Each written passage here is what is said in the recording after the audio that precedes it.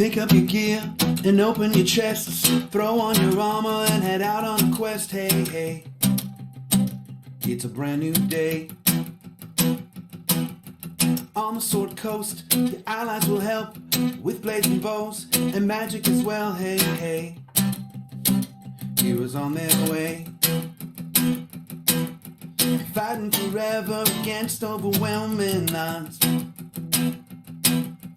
Fighting together in favor of multiple gods. Idle champions of the forgotten realms. Idle champions, adventure never ends. Idle champions, get you all out there. Idle champions, you will say it again. Idle champions.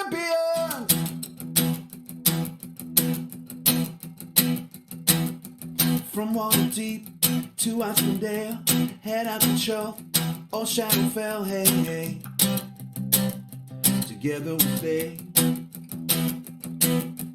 Walk to the monsters, walk to the boss, walk to the right, it's never a loss, hey, hey. Bad guys to slay.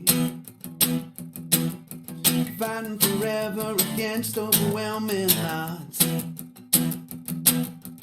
Fighting together in favor of multiple gods. Idle champions of the forgotten realms. Idle champions, adventure never ends. Idle champions, get you all out there.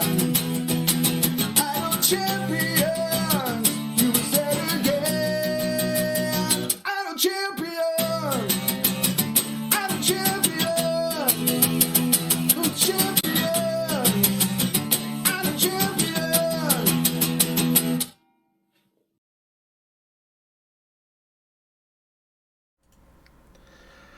Hello everyone and welcome back to another Gaarawarr's Guide, the tutorial show.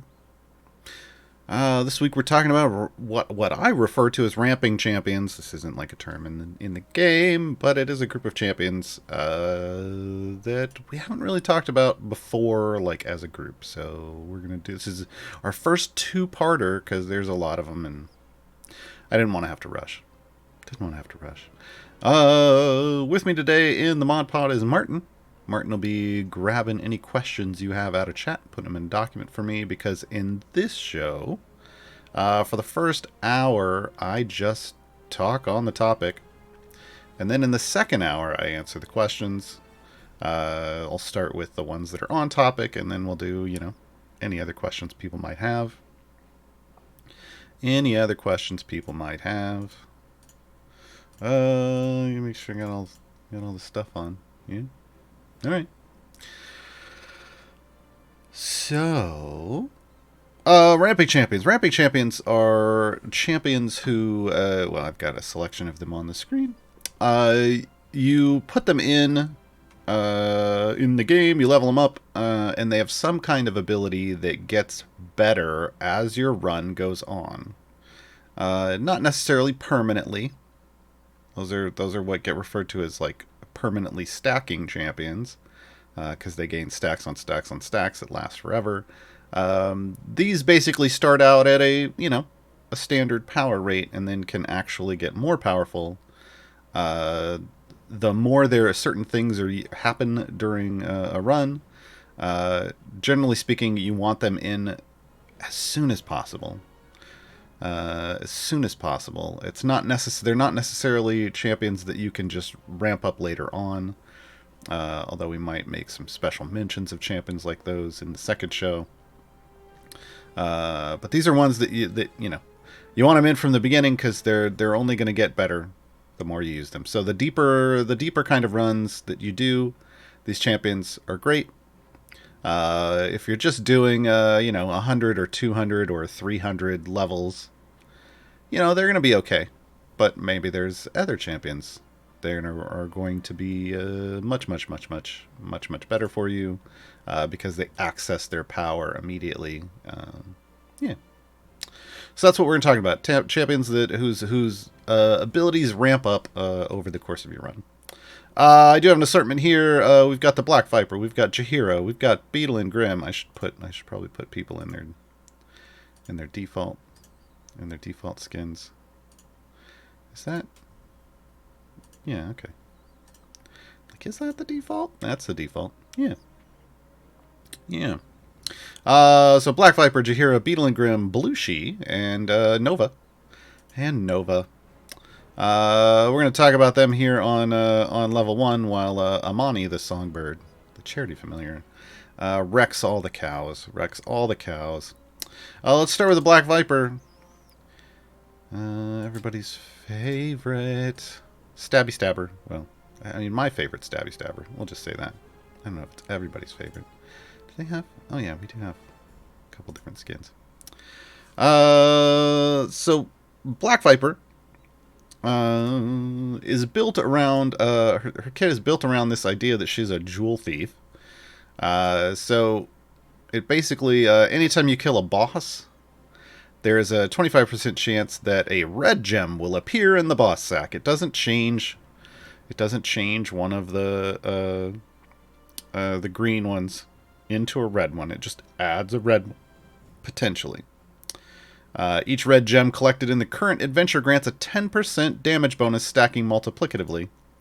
So this is the ramping part. It stacks up more and more damage for her the more red gems you collect. So every time you hit a boss, you have a chance to get that red gem and add a bonus just to this run. Now on top of that, she's also a permanent stacking champion. So each red gem collected across all adventures permanently unlocks additional bonuses. That's great and all, but what we're focused on here is this gems collected in the current adventure grant a 10% damage bonus. This is her ramping effect. So you definitely want to try to get her in as soon as possible, because the more bosses that you kill with her in your formation, the more chance that she's going to get a red gem. The more chance that she's going to actually have be able to ramp up a lot of damage. There's a little tracker for this. How accurate it is depends on the day. Sometimes it feels like this now Black Viper again, also permanent stacking champion. So there are like threshold levels for damage bonuses and some special effects. This adds to her kit, like her Aura of Infamy, and now will also affect Rangers and Warlocks. She gets more stacks of her distracted foes. We'll talk about all this. Her gear is stronger. This was an interesting one. This is the only time I think we've seen this. Effective Black Viper's gear plus 25%. It's like a mini guild. Because gilding is usually shinies and goldens at 58% and 100% bonuses. Yeah. So this is kind of a mini guild that's built into her kit. When using Black Viper, sneak attack, Black Viper deals a lot more damage the first time she attacks an enemy. This is probably one of the more detrimental aspects of her kit, because she's really that one-shot champion. She wants to one-shot things. She wants to hit him once and kill him, because if she doesn't, she loses. I mean, this is what all of her damage is based off of, is that first attack. And her basic attack is just attacks a random enemy with her dagger. So she wants to stab that first time. Unfortunately, if she doesn't kill him then, it's going to be a lot harder for her to kill him afterwards.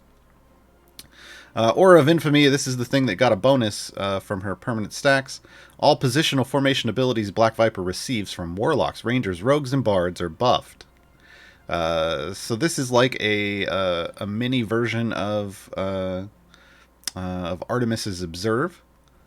And that's Observance is the strongest part about Artemis's kit. So she has a little bit of that action here. She even has an item to affect it, which is great. But it's just from Warlocks, Rangers, Rogues, and Bards. Or you could see it as a mini version of a Usurp, Archon's Usurp. That's probably more accurate. Yeah, we'll say that. Because basically she's only getting it, she's only buffing what she receives from these four. And then Distracted Foes. When other champions are attacked, Black Viper deals bonus damage on the next attack. Stacks up to 10 times additively. So if you're the more and more your tanks are under attack on the front line, the more damage she's going to do to try to clear that out, which is nice. Specializations, Assassinate or Collector. Assassinate, Black Viper can sneak attack enemies in her first 2 attacks, and she attacks faster. So this gives you a little bit of leeway. Like I said, she likes to be one and done normally, just stab and hopefully they die. This gives you 2 stabs.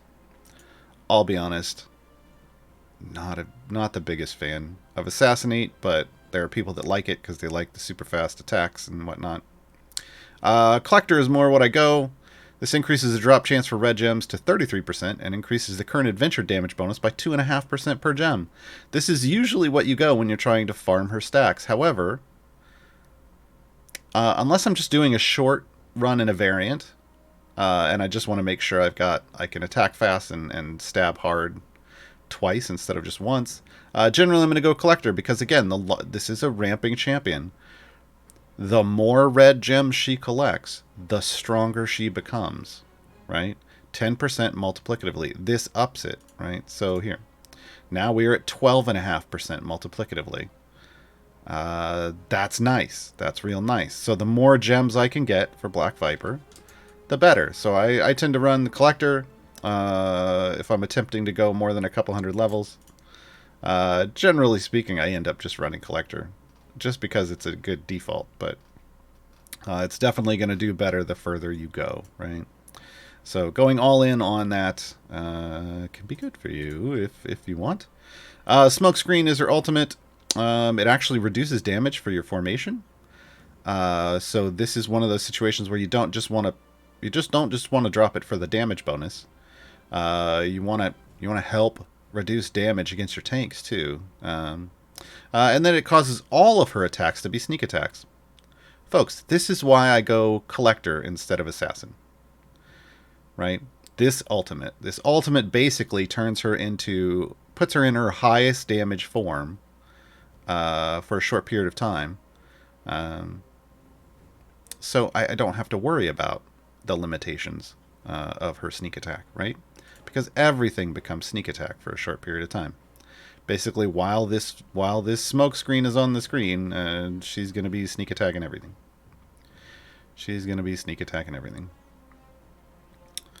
All right. That's Black Viper.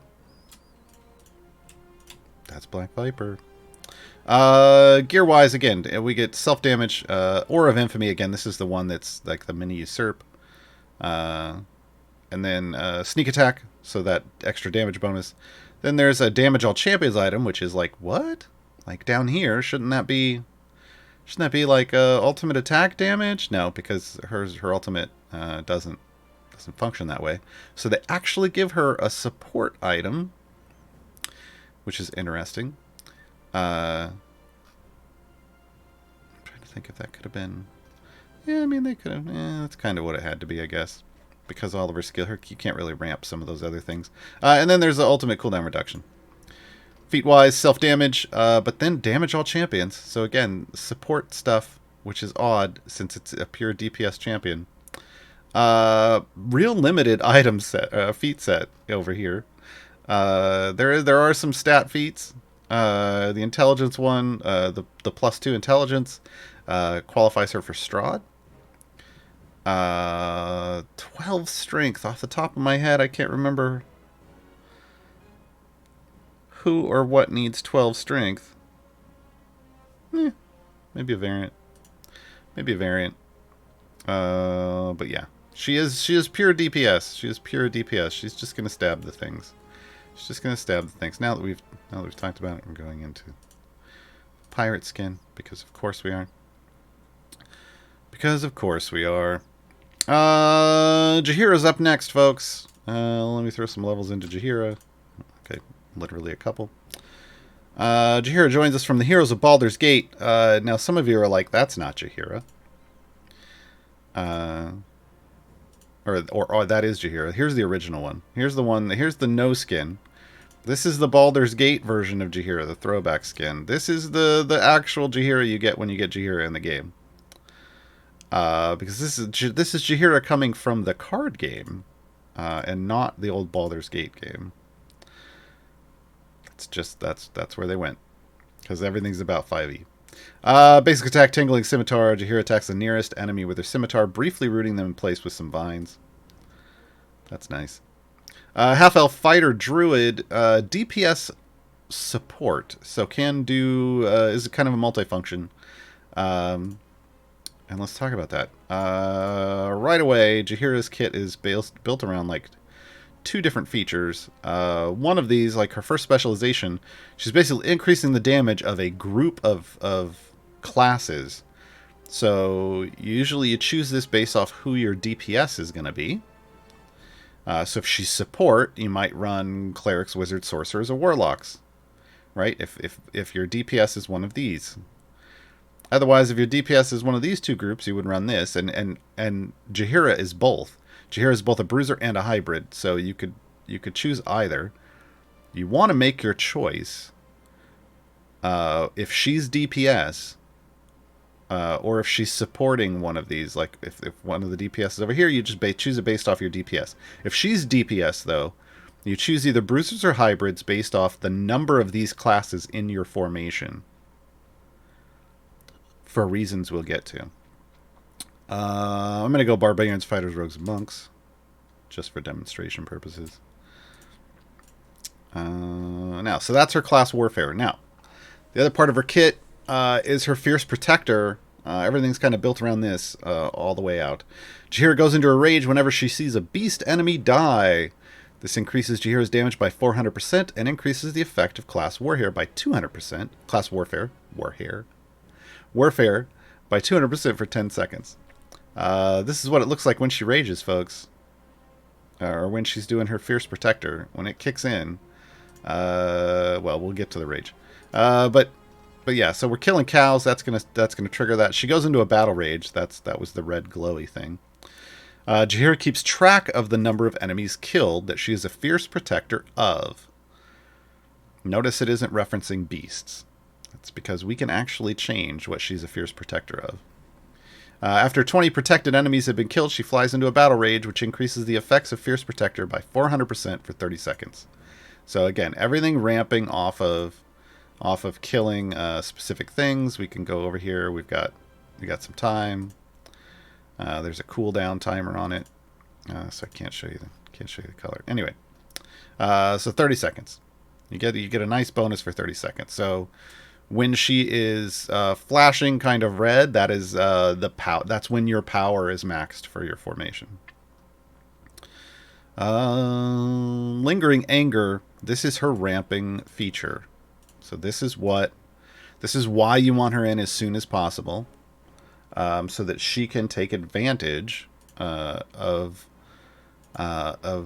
everything over time. I mean, Jahira is one of those that you could kind of put in towards the end and then spend a lot of time trying to farm up. But boy, that feels like a giant waste of time. So, Jahira increases the damage of all champions, including herself, by 1% for each stack of Lingering Anger she has, stacking additively. A stack of Lingering Anger is gained whenever Battle Rage expires. These stacks persist until you reset. So, she goes into a rage when you kill 20 enemies. She comes out of a rage, she calms down, but there's Lingering Anger. She's still mad at you. She's still buffing the party continuously. The stacks are going to come over here, so we've got 5 already. And you can see the bonus. So the more you want to set this in a moment, we're going to talk about how you set it, but you want to set this based off what you're killing. Now we're in a generic place with beasts, so we can leave it on beasts if we want, but we can specialize it for the adventure that we're in to a certain degree. So we can keep with the second specialization, we can keep it as nature. We can do it against beasts. We can switch it over to Twisted Creatures. It's going to be Fiends. So this is great for Avernus, because it's all Fiends. It's all Fiends down here. Yeah. All Fiends. Avernus. If we're in a more generic location where there's lots of humanoids, we can switch it to Civilization and trigger off humanoids. The neat thing about this is it's got memory. Those lingering anger stacks that you earned already, they're going to stick around. They're going to stick around. And then you'll earn new ones based off whatever this is. We're going to keep it beasts because we're slaughtering cows at the moment. There we go. So that's the second. That's the second one. Now Unity is the thing that I was referring to before in the first specialization. I'm like, you want to make sure that if she's the DPS, you're choosing the specialization based off the total number of those classes in your formation. That's because of Unity. This increases the effective class warfare by 200% for each champion affected by it, stacking multiplicatively. That's multiplicatively the good way. That's the good way. So we have 3 of those stacks. It's 2,600% bonus. That's fantastic, right? That's what we're looking for. So if you're building out a full formation with her as DPS, keep that in mind. She does... you do want to pick the specialization based off the one that's getting the most of to get another extra bonus to her damage. That's it. Yeah. Her ultimate, Insect Plague. It's an interesting one because it drops in a very specific place. It's kind of attacking ranged enemies. It's the ranged enemy clear.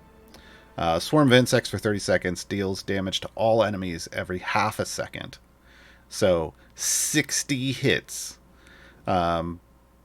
It would be great for armored or hit-based things, except that's not usually ranged stuff that's getting into range. But here's what it looks like.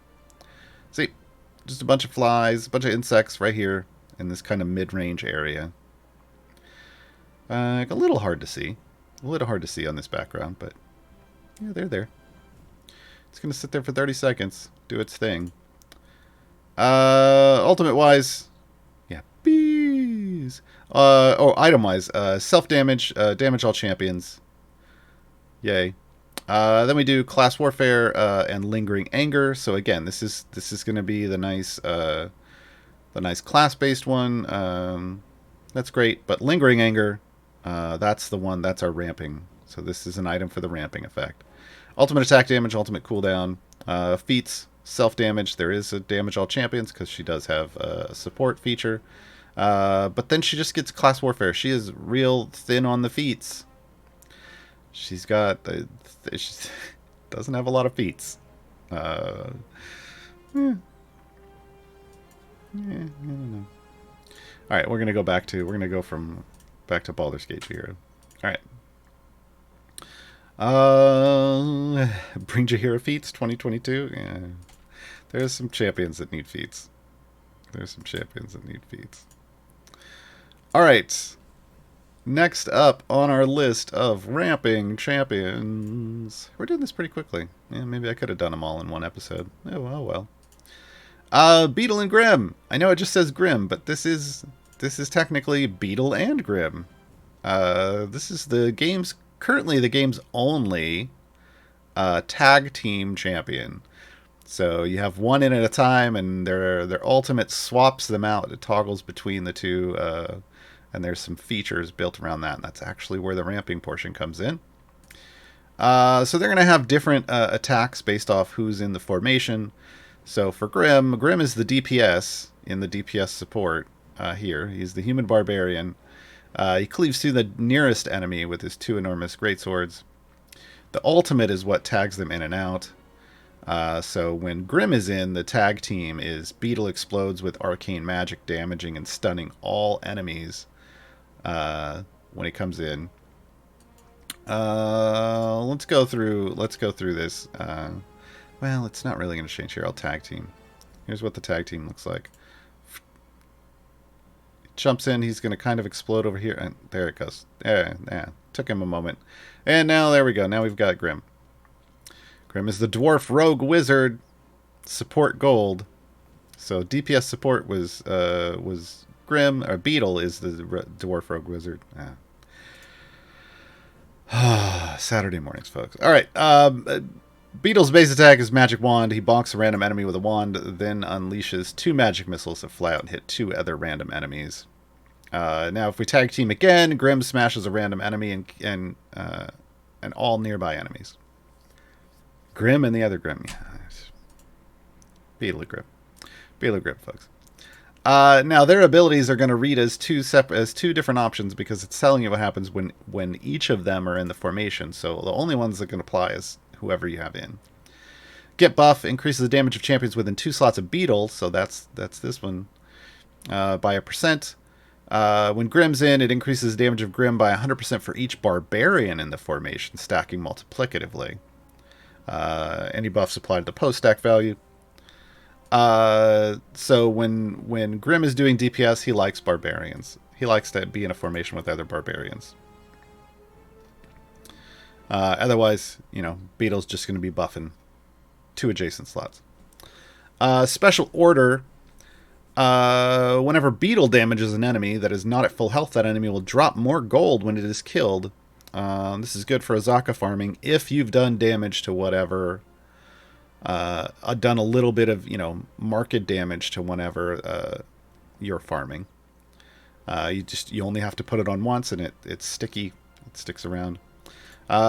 With Grim, enemies damaged by Grim take more damage until they're killed, except from ultimates. This is a debuff, so Grim is part of the debuff group that people like to use. Can stack additively up to 10 times on a single target. This looks like a mug of beer. I call it the beer debuff. It looks like a mug of beer, and it fills up as it ticks off the stacks. This is because Beetle and Grim run a tavern, canonically. So, Long Rest is the ramping bonus. It is interesting. Yeah. It's not so much about... it's a time-based thing. I'll just go into it, and then we'll talk about what makes it interesting. It increases the effect of Beetle's Get buff and Grim's Special Order by 1% per stack. The resting champion's buff increases by 1 stack every 10 seconds, while the active champion's stacks reduce by 1 every 10 seconds. When the active champion is swapped for the other, their stacks are reset. So what this means is instead of being based off killing things or collecting things, it's literally just time. It's literally just time. Every 10 seconds you have somebody out of the formation. They are gaining power for when they come back in. 1 stack per 10 seconds. If you tag them in, they could come in with, let's say, 1,000 stacks and be strong. But then you tag them out, they lose all those stacks. So they don't get to keep them. You can't toggle them in and out. You really have to play smart with how you play Beetle and Grim. Ideally, you know who you want at the end of your run. You know who you're going to want for that final push that you're going to make. And you have the other one in at the start. And thus the entire run until you get there is just going to be them ramping up enormous amounts of stacks. Again, the longer you're in a run, the more power they're going to get. But you want that building up for as long as possible, and you don't want to toggle them in and out. This means no roaming familiars on your familiar bar. Absolutely do not place a familiar in this random ultimate, the roaming familiar slot, because it will toggle them and throw off all of your stacks. There's also this incredibly annoying random bug where occasionally, because maybe in some formation you had a familiar, or maybe for another champion you had a familiar here, and you'll toggle them in, and it'll just, when you load a different champion in the formation, it throws a familiar on, and it screws up your Beetle and Grim stacks, and you get real angry. Yeah, it happens. But ideally, you want one in from the beginning that you're going to have in and you're going to leave in while you do everything. And they're going to be low power. I mean, not super low power, but they're going to be lower power than they might have been because you're not building any stacks for them. And you're going to leave them there. You're going to leave them there the whole time. Stacks are going to get tracked over here in long rest. It'll tell you, like, currently Beetle has no stacks, so Beetle is at a 0% bonus, but Grim is building up stacks in the background. Now, the key is when you finally decide, like I said, you're going to push as far as possible and you save as much of those stacks as you can, earn as much stacks before that final push. Your final push when you're using Beetle and Grim effectively is timed, right? Because they're going to have their most power right when you pull them in. You really got to push as quick as possible. Finish whatever you're trying to do. If you're just trying to do like a variant, you bring them in. You have somebody out the whole run until you can get as far as you can, and then you just bring them in, and you have to finish before their stacks run out, because otherwise, I mean, if you need that full power, it is on it. You are on a timer. Flip that hourglass. Because, yeah, you got to race it. Now, that's only if you need, like, tons and tons of stacks. I have been known to deep push. I will build up with one, and then I'll push as far as I can, and then what I'll do is I'll just throw a familiar on the ultimate. And, I mean, you earn, because it's a fairly long cooldown timer, it's about 250 seconds, so just over 4 minutes, you can earn a decent number of stacks. And then just toggle back and forth between those stacks. Also, you can apply. The nice thing about that is you can apply Grim's debuff, the beer debuff. You can fill it all the way up to 10 stacks, toggle in Beetle, and get the best of Beetle and Grim, because you're getting the debuff because it lingers, and you're getting the buff within 2 spaces. That can be a nice little toggle at the end if you're not really trying to ramp them up. But generally speaking, you're gonna choose. Do you want this buff? Or do you want the debuff? And you're gonna have the opposite person in for as long as possible in your run. Wait, did we finish special order? Oh yeah, long rest. Okay. Specializations. They've got 2 different specialization choices. As quick as me or as clever as me. Quick as me increases the effect of Beetle's get buff by 100% for each champion with a dex score of 17 or higher, stacking multiplicatively. Or increases the effect of Beetle's get buff by 100% for each champion with an int score of 16 or higher. Basically, you're looking for the higher number here, and they do the math for you, which is nice. And then Chip Away versus Strongman contest. Chip Away is the Grim special order. This is generally what I'm going. Once again, Grim's special order is the debuff. So you're making the debuff better with Chip Away. Strongman contest is the get buff now adds a stack for any champion with a strength score of 18 or higher. This was also the Barbarian one. So this is, yeah, it's another thing. Cannot add a stack twice for the same champion. So Barbarians or strength 18 or higher. Honestly, generally, I'm just always going Chip Away. Pretty much always going Chip Away because of the debuff. Debuffs are strong, and debuffs are strong in this game. So that's super nice. Okay. Item-wise, self-damage, damage all champions, get buff, special order, long rest. There's our ramping item. That's the long rest. And then, of course, the ultimate attack damage. They don't get a cooldown reduction one, which is fine because you don't necessarily want it to go faster, right? Feat-wise, damage all champions. There's some gold find in there. We get some self-damage. We can do get buff. We can do special order. We can do long rest. So the ramping one does have its own feat. That's nice. Okay, let's put them back in the skin.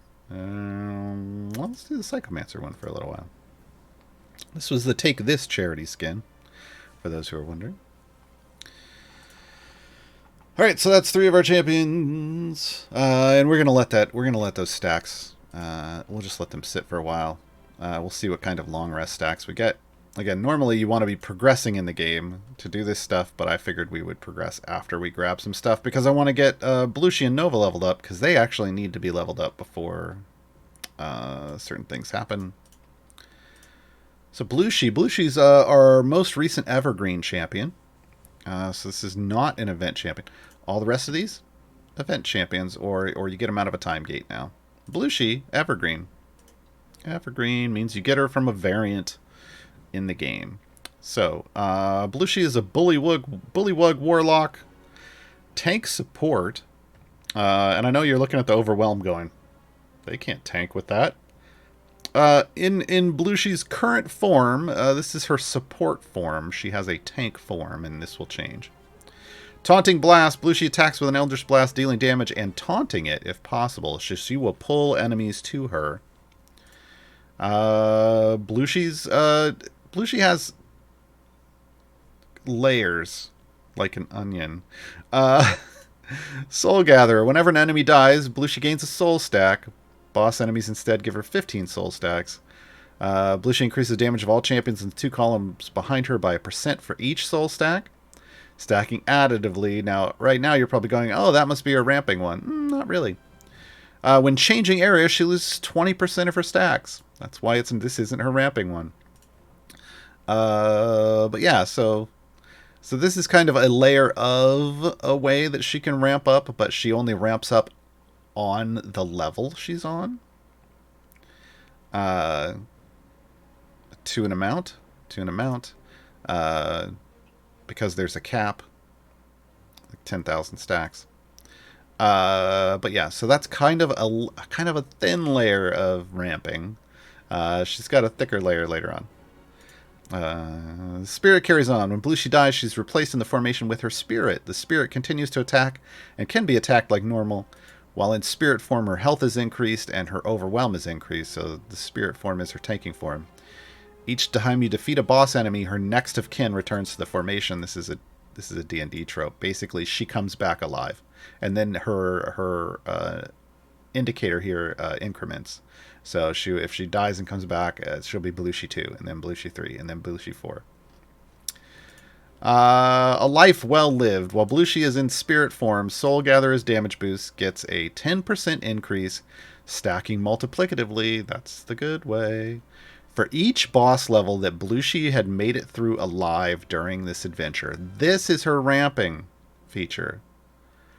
You want her... I know you're like, wait, we want to kill her to make her a tank, so we just want to make her a tank like as much as possible, right? No. You want her alive as long as possible. You want her alive through as many boss levels as you can, because for every one that she lives through, she gets a 10% boost per stack, and they stack multiplicatively. So again, that's the good way. We want to have her in before and 290 before any boss levels, ideally, right? That's not always going to happen, but when you get enough favor, it will, like me here. That's her ramping feature. So keeping her alive as long as possible is going to matter. Her first specialization setup is basically melee ranged magic for what your DPS is. So pick based off what your DPS is. It's going to increase those stacks that she gets for collecting souls. We're going to go melee. Melee. And then her second specialization, she can either take less damage, 50% less damage when she's in spirit form, or she can gain stacks faster. Generally speaking, this is going to max itself out. Once she's in spirit form, the cap goes up and she earns them so much faster. So I tend to go resilient spirit, but you do you. All right. Yeah, life well lived. Grave situation. While she's in spirit form, enemy attacks against her increase her current soul stacks by 1%. This is why I said she's going to ramp up stacks faster. And boss attacks increase her current soul stacks by 15%. And the cap goes up to 100,000. So she will stack up that per area ramping thing, that mini ramp, real fast, and it will get real high when she's in spirit form and you're under attack. And then Don't Croak is her health share. She increases the health of all other champions by 25% of her max spirit health. So even when she's in her alive form, She is health sharing based off her spirit form, which is unique. She's real unique, but yeah, it's real interesting when she's not even in tank form, but she's keeping your party alive. Ultimate is Spirit Charge. Spirits toss each enemy back, dealing damage to each of them. It's not going to really... I'm going to fire it off, but you're not going to see a whole lot here. Normally, you want lots of enemies on the screen. It literally, spirits come in and pick each enemy up, throw them back, drop them, and make them take a lot of damage. But there, we saw a spirit come across, but there would be one for each enemy on the screen, normally. Item-wise, damage all champions. Then there's Soul Gatherer, that's that mini ramp. Spirit Carries On, Life Well Lived, that's the big ramp. Ultimate attack and ultimate cooldown. Feats, damage all champions. This increases max sacks of Soul Gatherer. So if you're in spirit form, it's 140,000 max, which is nice. You can up the effect of Soul Gatherer. The effect, not the stacks. You can do Spirit Carries On. You can give her some Overwhelm. There's a Life Well Lived. Again, she has a very diverse set of feats. But again, so Baelushi, you want her in as soon as possible and keep her alive as long as possible. I do this because at this form, in this form, she's a support class. So I do this by just making her not be in the front line until I'm ready to tank with her. Because why not? I will use a different tank, like I'm doing here. I'll throw Nova up front or something. Like, I'll throw somebody else up front. Even in a multi-tank lineup, I will probably throw her in the back for a while just to make sure she doesn't die. As long as they've got another tank in. Because why not? Alright. And now we're going to dive into Nova. Nova comes to us from the Heroes of Erois. Air Genasi Warlock. Tank support. Melee, Dissect. Nova leaps out and slices through the nearest enemy with Tiangong, that's her sword. If she kills a normal enemy, it will always drop a monster heart. She's a collector. It's a little serial killer-ish. She collects trophies. That's the ramping mechanic. The more she collects, the more better is she gonna be. Curiosity. Curiosity is basically that's the thing for collecting trophies. Bosses always drop monster brains. That's the big one. But you only get one per boss. And you can't farm them at all. Normal monsters can drop hearts, and you can farm those as much as you want. So, again, like Baelushi,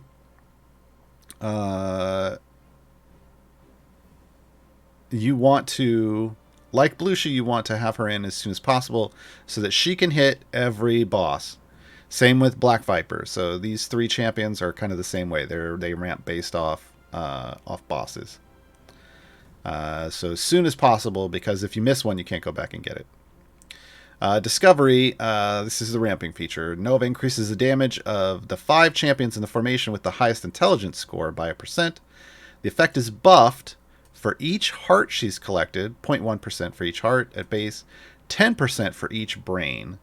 These the hearts stack additively, the brains stack multiplicatively. Again, that's the good way. So the more brains, the better. Protective Field. This is the health share, 25% of health. Close Encounter. This is her ramping feature as a tank, so it increases discovery for each enemy attacking her and/or each enemy boss in rage. Slow. She has a slow effect when she attacks. And if they're slow, they deal half damage to her. This is basically a boss, kind of a survivability feature for a boss. Half damage isn't amazing, but it's nice. Yeah. Specialization spreads discovery. So discovery is, again, based off the 5 highest intelligence champions. Mass Appeal takes it up to 8. Journaling just doubles the effect. Unless you're running... Heroes of the either a Heroes of Erois formation, or all of your champions share the same or similar the same like intelligence score. The best one is Mass Appeal. One of her later features explains why. But having it on as many people as possible is the best. and not just your DPS. Obviously, you want it to be on your DPS. You need it to be on your DPS. But spreading it to more people is going to be better. Fail safe. So when she becomes overwhelmed, so when she has more than 20 people attacking her, she gets a temp HP shield. That's the amount is based off the number of brains she's collected. Cosmic Resonance. Heroes of Eros are automatically buffed by discovery and are not included in the calculations for highest int. This is why I said if you're running a full Heroes of Eros formation, you can just go journaling. It's going to be fine. Eros Synergy. This is what makes you want as many people affected by discovery as possible. Nova contributes to the synergy pool 60% per champion buffed by discovery multiplicatively. Then she increases discovery by 25% of the total pool. So you're buffing discovery by the more people that have discovery affecting them, you're then buffing discovery by. I guess is a confusing way to put it. Her ultimate, she activates her sword and it pulses 3 times, does damage. Boom, boom, boom. You kind of can't tell on this background, which is unfortunate. I'm going to go ahead and turn on progress here. Item-wise, damage all champions, health, which you kind of want for a tank. Remember, Baelushi's health is wrapped up in an ability, so it doesn't just say, her item isn't just say health. And then discovery, this is the ramping item. This is the one you want. That's her only ability item is discovery because everything's based around it. She gets ultimate attack damage and ultimate cooldown. Damage all champions feats, health feats. She gets discovery feats. She gets close encounter. That's the ramping one. And then she gets overwhelm feats. Right? So fairly straightforward. But now, as we move along, they will do their thing. They will start ramping. Some of these are already ramping. Like Jahira, because she starts hers, her lingering anger is just whenever you're killing the things that she likes. So we're already up to 62 stacks. You can see that's an EO. We're already at 62 stacks. We're already in an EO 5% buff. Right? This is just going to get better the more you kill of that type. We just killed our first boss. Nope, she didn't get any gems. But we have now 1 brain over here. 63 monster hearts that we've been, again, these can farm up as much as you want anywhere. Beelushi should now have 1 stack of, yeah, it's not counting it over here, but oh, because we're not in spirit form yet, it's not going to show it. But she's got a stack of life well lived. It really needs to count it over here so you know, even when she's not in spirit form. But we went through 1 boss. She lived through the boss. She's got a stack of life well lived. That's her ramping feature, right? And then we're just continuing to ramp up our time on long rest. We're at 213 stacks now. So that's how these champions work, folks. Again, Beetle and Grim, more time-based. Jahira, based off kills. Beelushi has kind of a per area ramping thing off kills, but that's not really her full ramp. Black Viper, Beelushi, and Nova are really all about being around on as many boss levels as possible. As many boss levels as possible. Alright, folks. We are going to... Oh, yeah, finished a little early. So we have a lot of Q&A today. Which is fine. So if you have questions about the game, about any of these champions, about, whatever has to do with the game, throw them in chat. Martin will grab them. Martin already has about a half a dozen over here. So I guess people didn't have too many questions so far today. And we will go from there. We're going to take a short musical break. I'm going to drink some water, and then we'll be back.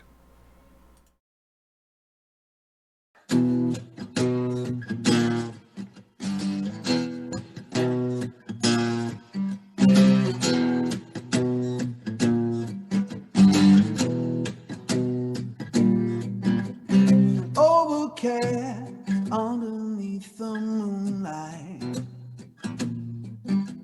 a shadow creeps at the edge of sight. Pockets picked being noble all night. All gold shine, same under the lamplight. Lady charm, lady skill, picking your pockets, going in for the kill.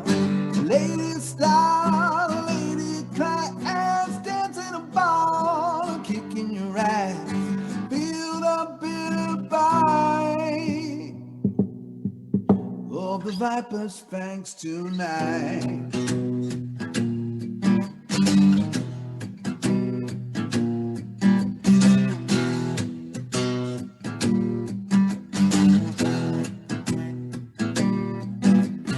Did you hear about that theft so rash? So bold and so brazen, done with such panache. I heard it was Black Viper on a crime spree. I'm a little parched, please pass the tea. A lady charm, a lady skill, picking your pockets, going in for the kill. A lady star, a lady class, dancing a ball, kicking your ass. Build up in a fight of the vampire's fangs tonight.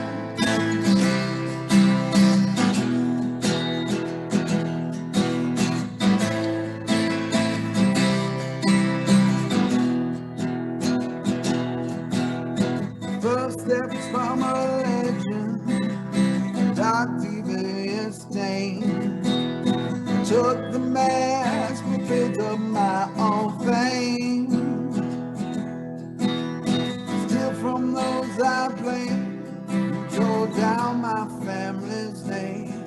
All I wanna do is play my game. Lady charm, lady skill, kicking your pockets, going in for the kill. Lady star, lady class, dancing a ball and kicking your ass. Feel the bitter bite of the viper's fangs tonight.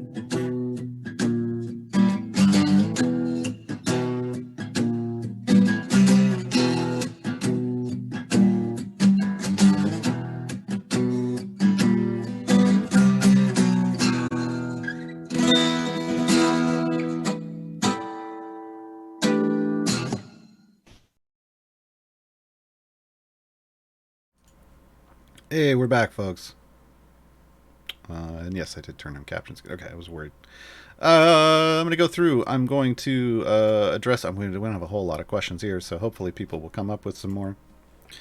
Or else it's just going to be me talking about whatever I want to talk about. I'm not going to do a one-man reenactment of something, but, we can talk about Idle Champions. I'm going to hit the on-topic stuff first. Silly Simon with a Black Viper question. Would Black Viper's Assassinate be a good option working with Whittle? There may be better champion options. I'm curious to know when Collector isn't favorite. Again, you would go Assassinate if you aren't trying to do some kind of deep run. If you know, hey, I'm just knocking out variants or base adventures that are only a few hundred levels deep. Black Viper, if you're going to be going, 500 or more levels, I don't know. Well, it's going to depend on your power. But I feel like if you're definitely going to be going like more than 400 levels, you're probably going to want Collector on, because you're probably going to want as many gems as possible, because those boost the damage so much, and because you can use her ultimate just to turn on her sneak attack feature, right? If you're just doing a smaller thing, or if you're throwing her in your gem farm because you're just trying to farm up her stuff, you can go Assassinate. She can get a real fast attack speed, but in this game, fast attack speed is really only going to clear out hit-based things for you quickly. So in like a Mad Wizard gem farm, that would be good. If you're still doing that. But, you need damage in this game, not just attack speed. So, yeah. So sure, I mean, there's always times when you might use someone's underutilized specialization. They tend to exist for a reason, except for like Zorbu's middle specialization. I don't think anybody's really come up with a good argument for using that. I haven't even heard one from the developers, so I don't know. Silly Simon again. Belushi question this time. Best tactical use of Belushi for a deep push and Jin stacking. Would it be sensible? So this is interacting with Bailoff. Would it be sensible to Jin her at low level? No. No. And keep her in the back now. So I mean, basically, you're the way you Jin stack is always just push as far as you possibly can, and then if you need the damage from the Jins to complete whatever you're doing, or you're doing a super deep push for favor, then you Jin stack, and that's totally fine. You can still kill Belushi off at that point, but you want to push. Jin stacking in general is just don't bother doing it until you're all the way as far as you can normally, and then spend the time Jin stacking. Onyx Squared with a Nova question. Does Nova ever make more sense than Averin in deep pushes? Maybe in a multi-tank line? I don't know that it matters about multi-tank or not. But yeah, there's going to be a certain mathematical point where potentially where Nova will ramp up higher than Averin. Don't know if anybody's done the math on like a breakdown to try to figure out how you can tell. That'd be interesting. I haven't gone and hunting for that in the Discord. But generally speaking, the further we start being able to go in this game, the more bosses that you're able to clear in a run, the stronger Nova becomes, and there's no limit to that. Other than how far can you go in the game. Whereas Averin is super strong, but still super strong, only limited to his 4 mirror images and your item levels. So there's going to be a certain point where, and it's going to be very based off item levels, where Nova, well over 1,000 levels, where Nova is going to overtake Averin in terms of strength.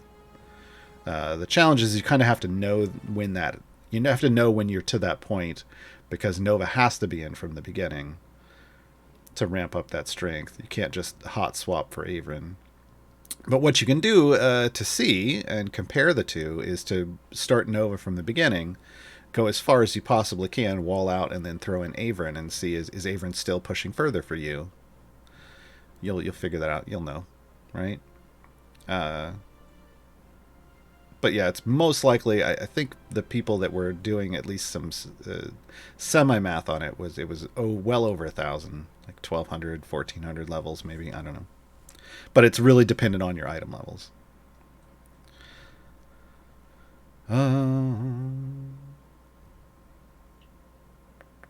Yandanjin, could you please explain how the variant for Belushi works, or do you have it in video form somewhere? I do not have this in video.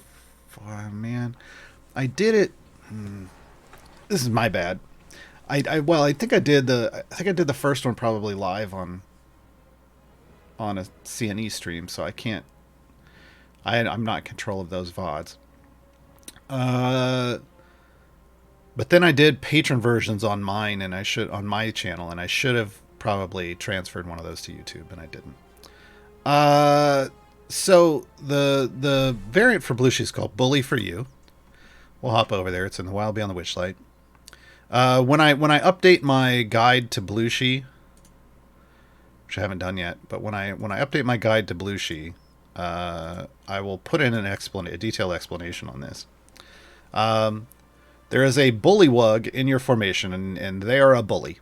It's called Bully for You because they're gonna bully champions out of your party. It puts the X here, but the bullywug is gonna bounce around. Every 25 areas, the Bullywug leaps to a new formation slot of the champion from the bench seat with the most available champions. So, whatever bench seat, if you have a full formation, which I don't recommend, if you have a full formation, at least to start, whatever champion, if their bench seat has 7 people available in it, not marked out, like can't be in this variant adventure or whatever, if they have 7 people available and another one only has 3 people available, the Bullywug is going to jump onto the person, the champion who has 7, and then it's going to remove them from the formation, and you can't use them again anymore. So this is a champion removal variant. Every 25 areas. I want to say it's... So for the base one, it's 23. You're going to lose 23 champions. This is a 9 champion formation, so that means you need it, at least to be at full power, you need at least 32 champions available to end up with a full formation of 9 champions. Champions like Split the Party, champions can't be removed from a formation once they've been added. And Fire Breath potions can't be used, so you can't just write out Bud. Click damage has no effect at all after area 100. You also just can't progress via click damage or fire breath because the bosses are armored or hit based. So you do need champions in your formation here. The strategy here is you decide what your final formation is. You can build a perfectly meta formation. Whatever your perfect formation is, you can create that in this. But what you do is you put in champions from the slot, like one slot at a time. You start burning. I call it burning champions. So you figure out how many overall champions like that you have. If you only have 32, if you have that minimum number, and it's then you're gonna figure out, okay, these are the slots, these are the champions I want. You're not going to put those in until you've burned every other champion out of that slot, and then you put one in, and it's the highest one, and you only have one in, and then you bounce and bounce and bounce until you're down to the last one, and you leave them and you put them in, but then you put another champion in from another slot that obviously has a higher number, and then they get knocked down until they're low, and then you have to put another one in, and basically you're playing this game where you're always manipulating the highest. You're always manipulating where the bully is going to go, like who it's going to jump to, and not just who it's going to jump to. You can place them in the formation and make the Bullywug jump to specific slots. So you can actually make sure you know not only who they're going to land on, but where they're going to go in the formation by placing that champion where you want them to land.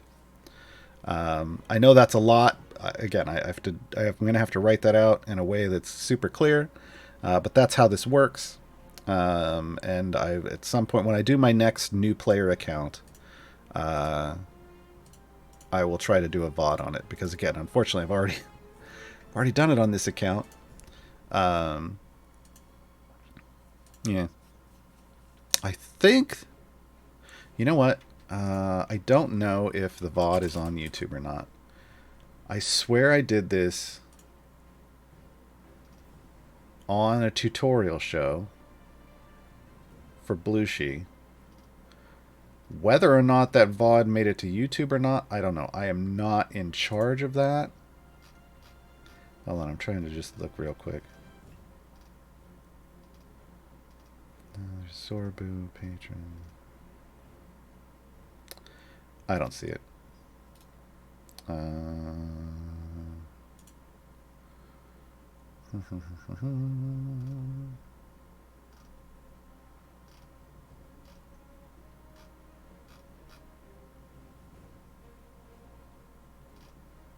do not know.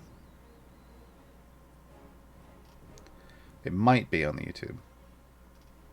You might have to search the CNE Games YouTube, because I'm seeing some stuff up here from recent. It's just not in the playlist for whatever reason. Like, they made playlists for the tutorial shows, but for whatever reason they haven't. Oh, found it. Should be that. Should be that right there. Let me double check. Yes. So I don't know if we went over full... I don't know if I went over that strategy. I think I developed that strategy later. But if you'd like to see me do it, that's it. But I think I developed that specific strategy of burning out slots when I was doing the variant, the patron versions. Aren't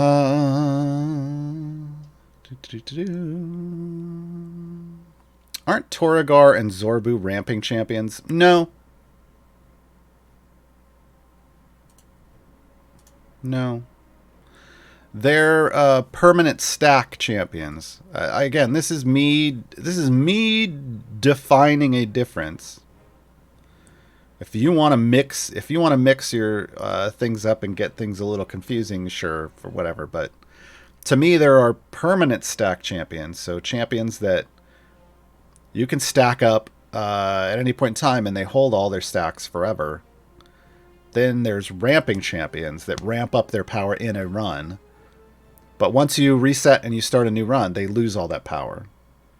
That's Torragar and Zorbu and Dahani are examples of that. Now again, Black Viper is a little bit of a blend. She does have a permanent stack feature, but she also has an in-run ramping feature. It's a little bit different. Each show. Do you get stacks for Nova's Boss Heart and gems or anything else? You get from... Oh, okay. I see what you're talking about. Do you get Nova's collectible and Black Viper's red gem when Briv jumps over boss areas? Yes, because when Briv jumps a boss, you get anything from the boss bag, that bag that just popped out on screen. Anything that's in that bag, you automatically collect when you pass the boss level. Now you don't kill the boss. You didn't defeat the boss. I don't know if Baelushi actually gets her stack because you weren't on the boss level. I don't know if she returns because you didn't actually beat it. Yeah, I don't know how well this works with Baelushi. I don't think anyone's asked the developers that. You know what? Hold on.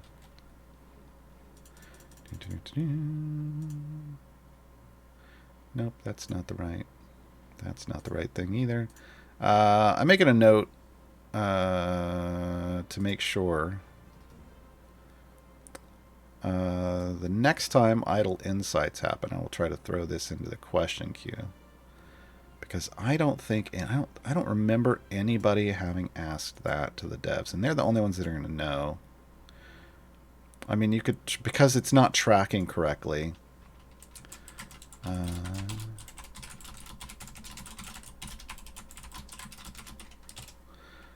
basically, we need to know when Briv jumps a boss, does Baelushi get a life well lived stack?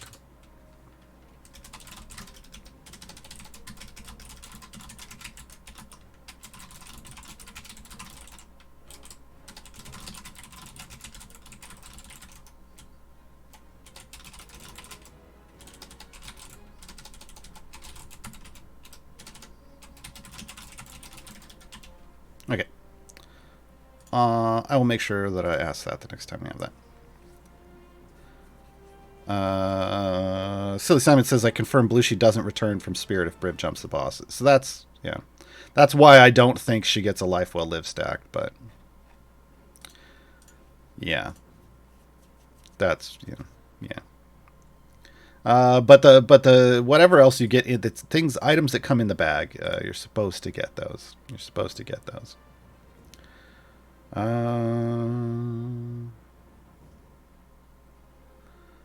Halfby doesn't freely ramp up as he also wants to be around from the start of the run. Yes, but this is Ramping Champions Part 1, folks. Part 1. We have more champions that we will include In the future. In the future. I promise. I promise. Next week, Ramping Champions Part 2. Part 2. We'll get there. All right, I'm gonna go back and hit up general stuff. I may have missed a specific one, but I'll collect it in the general stuff. Copton raised me. How do you get gold so fast? Favor. I have lots of favor. That's it. Also, the follow up is Strix a good DPS? She's average. Strix is limited because her debuff only applies to half the screen. This may be something that you're not aware of, but there's a debuff indicator that shows up when the enemy is debuffed. It only applies on the half of the screen closest to the champions. So if you're trying to fight static or aka stationary bosses, the debuff doesn't apply. So she just doesn't have as much power against those. Mionish, you said that you used Briv automated stacking before your Briv was able to jump 2 zones. No, I didn't. But you can. If you hit up the guide, Zeke's guide, you can find it on the subreddit. You can find it in the resources channel on the Discord. I think you have to be 20% into 2 jump to start using automated stacking. But that's not what I was already over 2 jump when I started it. There we go. Martin's got a link for you. Nopar, what's a ramping champion? We covered this at the top of the guide of the tutorial show. But I will quickly do it again. Basically, any champion who has a feature that in a given run allows that you want them in as soon as possible so they can actually build up boosts to their abilities over the course of the run. So the longer you have them in, the more powerful they become. So their damage or their abilities bonuses ramp up the longer they're in the run. Grail shaped. What's your take on Strix Spurt? Strix Spurt gets an honorable mention in this. The thing about the reason I didn't bring up Strix and why Strix I don't consider Strix a ramping champion is because they're like Briv. They're farmable at a specific point. Strix boosts damage based off when champions die. Champions aren't dying regularly as you're progressing through an adventure, and hopefully they shouldn't be. The caveat there is Spurt exists. Spurt can turn himself into a spirit regularly with his ultimate, so you can start stacking up Strix via Spurt early on. But still, Strix is still somebody normally you would get to your wall and then farm, which is different. Kind of like Briv is like this too. I think there may be a question about Briv in there, but Briv is like this too. Yeah. Jetacito said, doesn't Briv's Nethery Steel make him a very slow ramping champion? No, it's like Strix. They're at some point you farm them, or you can farm them, but Briv doesn't get hit early on in a run. Briv doesn't get hit for a long time. This is what automated Briv gem farming is built around, the fact that Briv doesn't get any stacks until you're right at or near your wall. So you can put people like Briv and Strix in after you get to your wall, and stack them up then, because that's when they'd be stacking anyway. So that isn't really I don't consider that a ramping champion. Because ramping champions, you have to put them in early or you're missing out on power. Now, could you potentially just bring in Jahira later on and stack her at your wall? Sure. But boy, are you going to have to sit and wait. Same with Beetle and Grim. Boy, are you going to have to sit and wait for a very, very long time. It is much better for you to have them in from the beginning and be utilizing that time effectively, because they can start their ramp at level 1, but Briv can't start his ramp at level 1.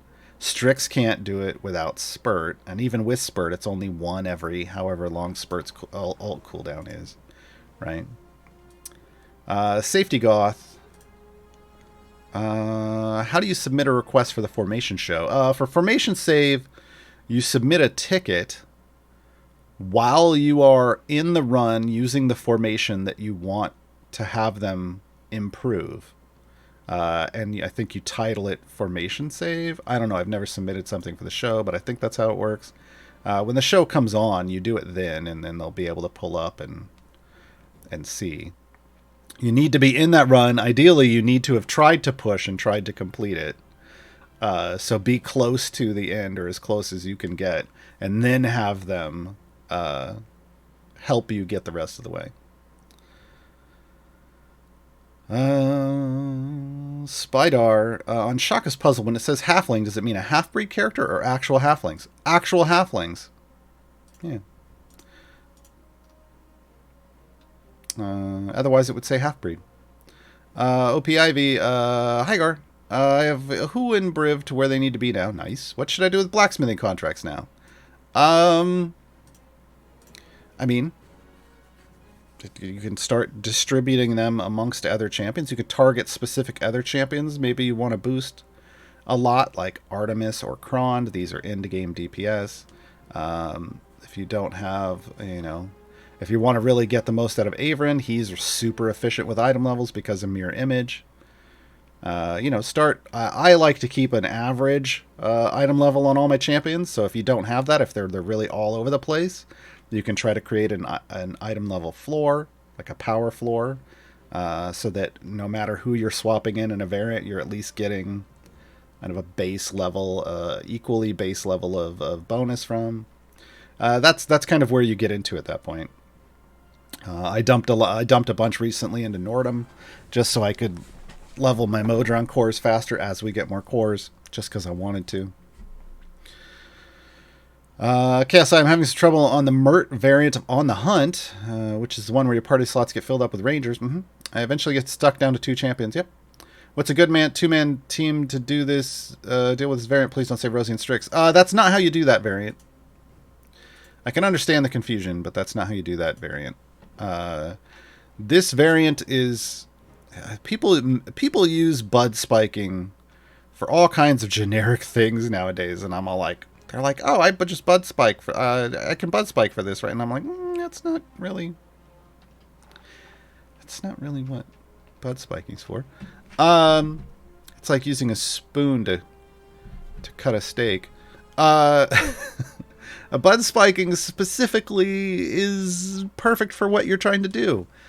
Bud spiking is where you drop back to a level. Try to get your bud as high as possible, and then move forward and kill with fire breath potions. So on the hunt, because every time you move forward a certain number of levels, you lose a champion slot. Your champion damage is just garbage, right? So what you do is you drop back to level 1, pull your familiars out, load in as full a formation as you can, level everyone up, build your formation so they're doing as much damage as possible. Because you pulled the familiars off the screen, they're actually gonna set your bud for you because they're gonna be hitting something. You save that formation. Then you pop a fire breath potion. You turn auto progress back on. You put your familiars back on the field. You save that formation, and basically you're gonna ride that bud spike and kill things with fire breath potions until your bud decays. Then you're going to drop back to level 1. You're going to do it again. And you just rinse and repeat, and you fire breath burn your way through those enemies. That's on the hunt. That is one of the bud spiking specialty places. It's kind of what bud spiking is for. It's not just, I'm going to drop back a level, bud spike, and then hit the boss. You can do that, but it's really meant for these types of things where you're losing formation slots over time. That seems very glitchy. No, this is exactly what you're supposed to do. This is they created Bud, and this is one of the things that Bud allows you to do. It wasn't something that originally existed in the game. Follow-up question then, what's the command to go back to level 1 without scrolling for ages? Oh, and it's only on PC, and it's shift click on the arrow, and then click on the thing you want. Yeah. Squishy, I have enough bounty contracts for about 50 more event free plays. Would you recommend using them to try to get Nova all epic? Yeah. Yeah, I burn all my event contracts every event, or my bounty contracts every event. So if you ask me that question, I'm going to go, yeah. I just do it. I'll just always do them all at the start of the event, and then I just consider that being the total, and then I move on. But yeah, absolutely. Safety Goff. How do I do Lost in the Deep for patron variants? At the rate at which it removes them, I think I end up with only one bench, right? No, but, well, maybe. Here's the thing. Lost in the Deep, I believe, is another bud spiking one. I think I just explained how best to do that one, too. Hold on, I just got to make sure. There's a couple of these. I can't remember if it's Lost in the Deep or Never Split the Party. So let me just, I got to refresh my memory on the rules for Lost in the Deep. Wait, that's not, no. I think you're giving me the wrong adventure name. Oh, no, that's right. Never mind, that's right. Every 25 areas, another bench slot is lost and unavailable for use. Yeah, that should just be another bud spiking thing. Because you should be able to go back to level 1 and then bud spike it. Again, I've already completed these variants, so I have to rely on my memory or looking up the rules, but that should be how that one works, too. Hidden Roar. I've seen people use Dragon Bait. Okay. Since I DM Tomb of Annihilation, I love Dragon Bait, but I can't see how to get him in game. Oh, okay. Dragon Bait is an evergreen champion, which means you unlock them by going to Tomb of Annihilation, completing the adventure under the Lost Love. There is a variant called as Soriel's Resolve. You have to have completed 35 Tomb of Annihilation adventures or variants to unlock it. You complete this adventure, one of the most challenging early adventures in the game, and you unlock Dragon Bait. It's one of my favorite variants. I've got a guide for that, though. There is a guide for that if you need help, and usually people do. Usually people do. Because it really is. We were talking about this yesterday or the day before on one of my many GG2E streams this week for Gar Week on the CNE Games. It is the first time really that you have to build both survivability and damage in this game. Because up until that point, a lot of people are just riding glass cannon builds, and then they get wrecked by Valindra, and they don't know what to do. Let's see. Lizard Tails. I'm still very new to Idle Champions. Could someone explain what exactly ramping champions are? Yeah, again, I kind of did this a couple times. I feel like I probably covered it since you answered that question. But it's basically this is my designation. This is my name for these champions, and it's a champion that their ability bonus gets higher the longer they're in a run. So it's ramping up. And you need to have them in as soon as possible to do that, ideally. There are some champions that you can just, farm up stacks later on. I think that's like Briv and Strix. But specifically like Black Viper, Belushi, and Nova are all keyed off things you collect from bosses. So you need them in as soon as possible. Jahira is about killing things. It just makes more sense to have her in from the beginning. Beetle and Grim is about time. So again, it makes more sense to have them in from the beginning. We'll have another set of 5. There's 5 more I have here listed. If I'm missing something, I'll have to add that. Xeraphon, Esmeralda, Freely, Eliwick, and Corazon. I have. If special mention to like Briv, Strix Spurt combo, or Kira, but these are things like they're kind of designed to build up slowly over time, but they just don't. You just farm them at some point. And these are different from permanent stack champions like Zorbu, Torgar, and Tahani. Because those you can stack up at any point in time in any round and carry the power somewhere else, and that's not really the same thing. Hidden Roar, is Caddy Bree good? I think Caddy Bree is good. Caddy Bree is a good support. Even used in game. I use Caddy Bree in game for supporting Krond. Also can be a DPS in certain situations. I mean, she is a DPS, but because she's always attacking the furthest enemy, you have to understand that there's a limitation there and when to use it and when not to. Dracon 1972. If you use Briv and he jumps a boss, how does that affect champs that need to defeat a boss? Again, if it's a collectible, like a red gem or a monster piece trophy, it drops with the bag and the bag gets collected, so you get those. You're supposed to, at least. Safety Goth, do long rest stacks collect in a background party? Ooh. I've never... They should? I've never tried. I've never tried to. They should. At times not every ability functions in background. This is something they're currently rebuilding offline progress / background progress from the ground up so that it can include more, like, hopefully, ideally, all abilities in the game, including speed abilities. But currently, I don't know, because they would have had to have tried to flag it to make it work.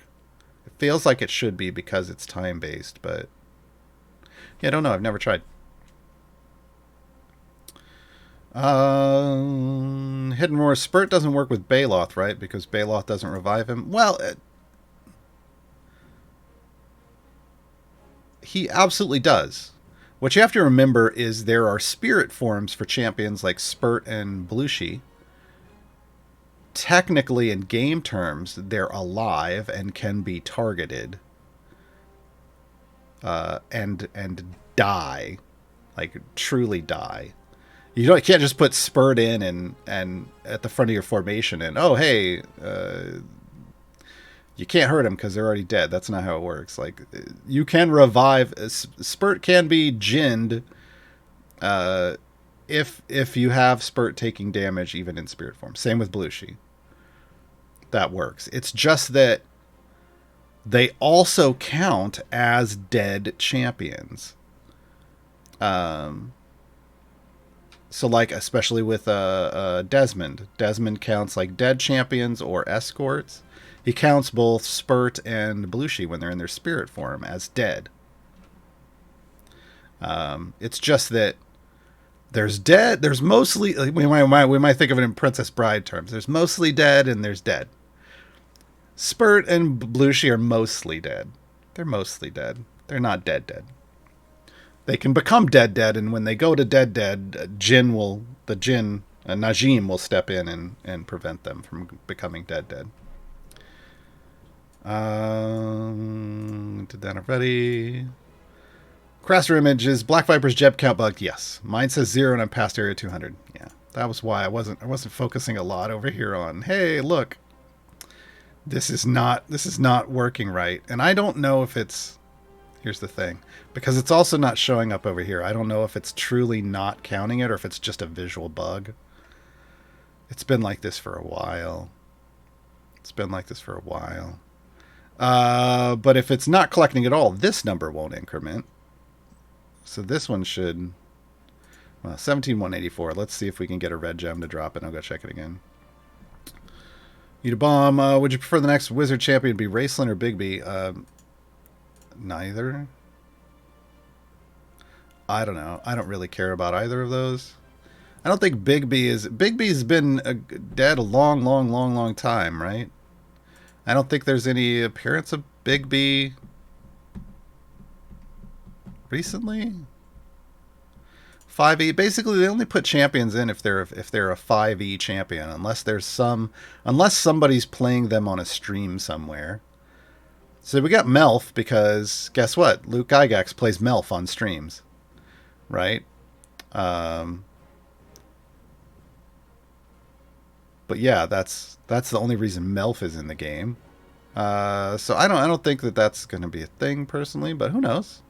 I don't know. Maybe there'll be a whole thing where they're like Idol Champions Legends, and they'll start adding a bunch of legendary champions that are, I don't know. That's not really how they do things. Because when they add a champion, it's usually based off current streamers for the most part, or we'll get champions from whatever the current book is, like current campaign book or something along those lines. Some kind of tie into that. That's generally how this game works. It's rare that they just go back and throw in some kind of major thing. Now, we did get Dungeon Master, but that was the 100th champion. So that was kind of a big deal. I still am fully expecting to get modern versions of the kids from the cartoon series. Still fully expecting that. I don't know if it's going to actually happen. I'm just, as a person, expecting that. Because, I mean, come on. Oh, and as somebody mentioned, then there's Nerds. But that was a cross-promotion. So, Wizards, I mean, ultimately, this is a Wizards of the Coast licensed D&D game. Coffeenia. Martin, can you time out Coffeenia for like 5 seconds? That'd be great. Thanks. This is a Wizards of the Coast licensed game. So when there was a Wizards of the Coast did a cross-promotion with Nerds. Thank you, Martin. They know what they did. When they did a cross promotion with Nerds, they also were like, "Hey, you should cross promote this with us."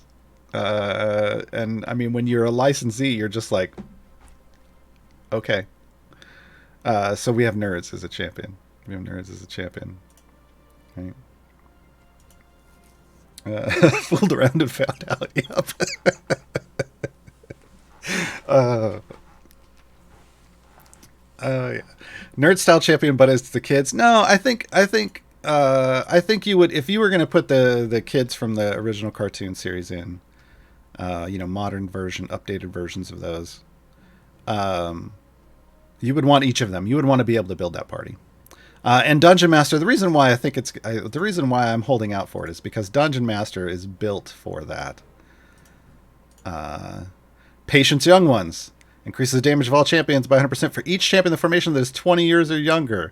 So they really need to put the kids in their younger forms.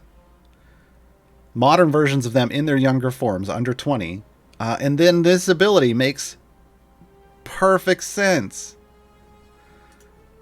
Makes perfect sense. Because it's just not super realistic in the game currently. His real big ability is just the fact that he can bring a special guest star in. Yeah. Oh, jeez. J-Dog. Y'all just trying to just, they're just like begging for timeouts, Martin. I don't understand. Monk of Greyhawk, if I buy a wild offer that contains a feat, but I already own the feat, do I get the gems refunded?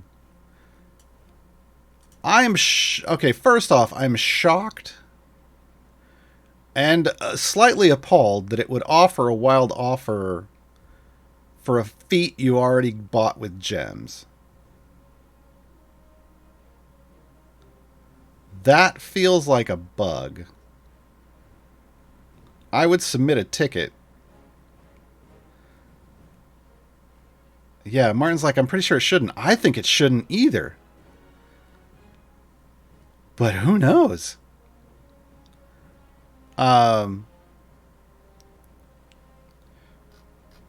Yeah. I know that there will be theme packs that have a feat and like a skin and stuff, and you can buy them with gems, and then if you choose to buy the pack, you will get the gems back. Yes. I know wild offers now come up that are just for feats, and boy, I would just be shocked if it was for one that you already had. I don't.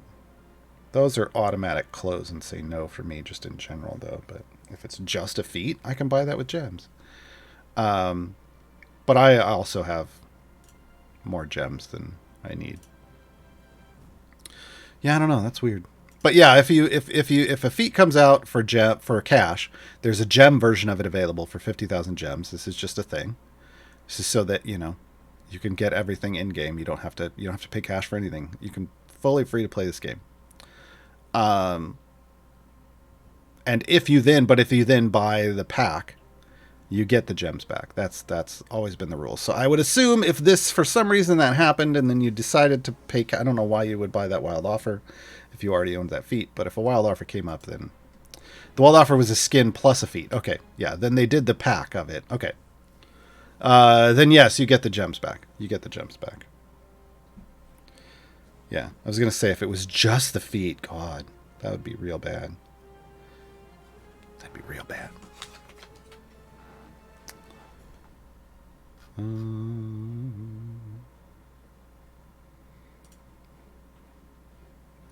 We're out of questions, folks.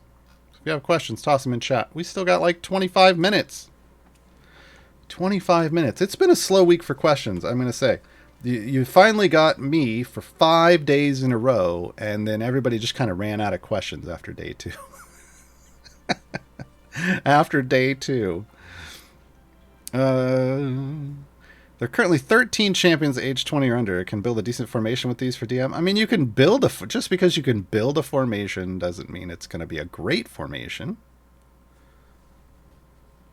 That's the thing. I can build all kinds of formations, but are they gonna work real well? I feel like for Dungeon Master, you would want to build kind of like with affiliations, like Companions of the Hall. If you're gonna put all the companions in the hall in, they should work real well together, right? So for me, that's the same thing with Dungeon Master. If you're gonna put in the kids from the cartoon, that should be his ideal formation.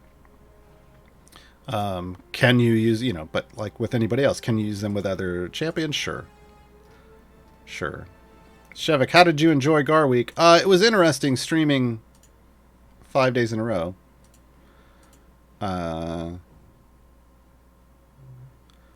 Yeah. I feel like Mars does this all the time, right? Well, 4 days in a row, all the time, pretty much.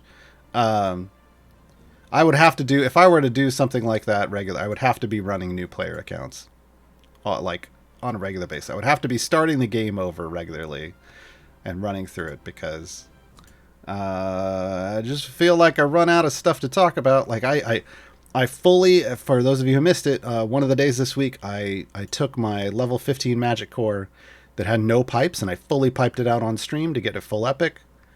On a later day, I fully piped out repiped a fast core to get full epic. So I did things like that where I literally wasn't even answering questions because, I mean, there weren't a lot of them, but I did things that took up lots of time on the stream. I would need to do things like that a lot more often if I were to stream 5 days a week, which is why I don't usually. There's GG2E on Fridays, there's the tutorial show on Saturdays, and then I'll do Idle Chatter. Idle Chatter used to happen on Mondays on my channel. Yeah. Once upon a time, Idle Chatter was twice a week. But yeah, eventually you kind of run out of content unless people are asking questions. Like then I have to start a new account and just play the new account so I have something to do on stream, which is going to happen soon. I keep putting it off because I want something to change about the game that would change my current recommendations for how you would play the game as a new player. Right now, it doesn't feel like that's happened. Patheos Max, I have Nova and Avern. Is it correct that Nova shines only late game when you get to real high levels? Nova's a good tank with a good buff. Again, because of the ramping nature of that buff, the further you can go, like the further you have to go the better she's going to be when you get there, right? So once you start getting into the point of the game where you're going 500 levels or more, Nova starts really, really showing a lot of bonus. Now, sometimes I have done variants and I've pushed and I've totally forgot to put Nova in, and then I've been trying to get the last few levels out of a variant, and I've just thrown Nova in without any bonuses, and I've been able to complete it because she is a solid tank even without the ramping bonus. It's just that when you're trying to compare her with Avrin has so much power built into those mirror images, that he tends to be, mathematically stronger. But in cases where you can't use Avrin, she's even without having to go, 1,000 levels with her, she's a strong tank. She's just not like, she's a strong buffer, I should say. BitTB, what should be my next priority? Getting to the end of an adventure before going to the next one? Unlock stuff like Modron Core, Trials Patrons. That's basically, you're going to want to check my new player reference. Is this all one word? Oh, there it is. I kind of break things down into milestones. So my recommendation for how you're doing stuff is in that guide. I build around evergreens and picking up evergreens, which means you'll be moving from campaign to campaign to campaign. But also, the constant background priority should always be trying to split the party and get your Modron cores. But you're doing that while doing other stuff. So it's like there's short-term, mid-term, and long-term goals, right? And you want to be working on them all at once. But yeah, that new player guide, the new player reference that I linked in chat, that's gonna give you a lot of information. Just read it one bit at a time. If you've completed that milestone and everything related to it, move to the next one. But if you read ahead, you're gonna feel overwhelmed real quick.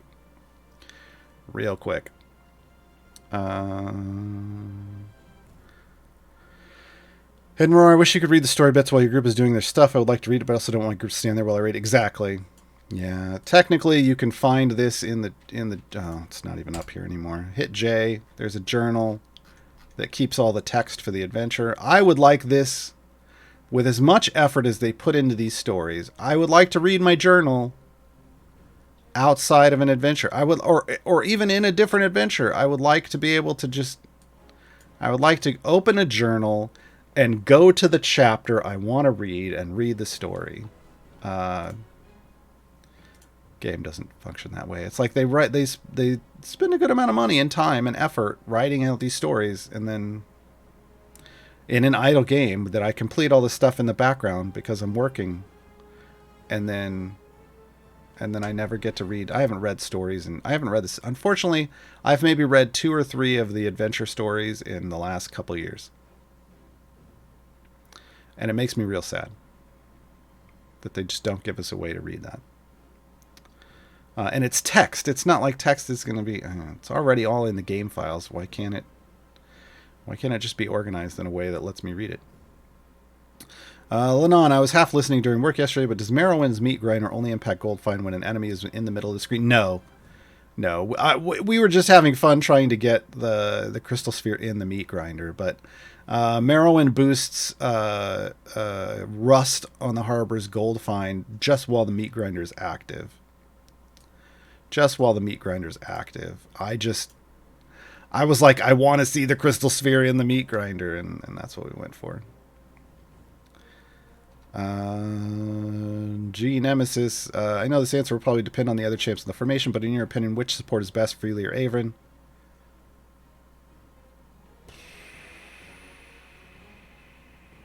Yes.